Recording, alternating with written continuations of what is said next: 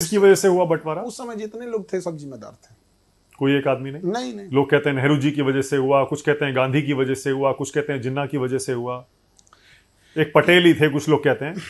इन सब को हटा के अगर अंबेडकर साहब रहते तो सब संभाल जाते। सबसे बड़ी मिसिंग होती है, लोग अंबेडकर साहब को आज़ादी के टाइम अंडर एस्टिमेट कर देते हैं। जिसने संविधान लिखा है, जिस संविधान की आप शपथ लेते हैं, उस संविधान के निर्माता को आप पूछते तक नहीं है। संविधान जब देश बनता है तो हम ये पढ़ते हैं, आप तो पैरवी करते हैं सरदार पटेल को होना चाहिए, आप एक आदमी पैरवी करता है जवाहरलाल नेहरू को होना चाहिए। हम ये पूछते हैं क्या इन दोनों से योग्य अंबेडकर साहब नहीं थे?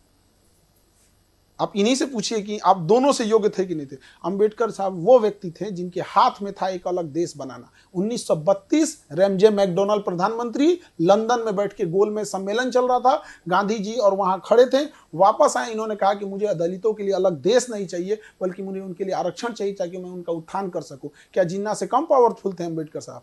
नहीं, उनकी देशभक्ति पे सवाल उठा देते हैं सब। अगर वो चाहते तो वो जैसे जिन्ना ने बनाया था बना सकते थे। सबसे योग्य कोई व्यक्ति था उस समय तो अंबेडकर साहब, जिसकी कोई चर्चा नहीं। उन्हीं को प्रधानमंत्री बनना बिल्कुल होना चाहिए, तो सब लोग एक्सेप्ट कर लेते, इवन जिन्ना भी एक्सेप्ट कर लेता, इधर इंडिया भी एक्सेप्ट कर लेता। लेकिन अपना पर्सनल ईगो में वो एक इंसान छोटी जाति से आता, वहां भी दिखा दिया लोग।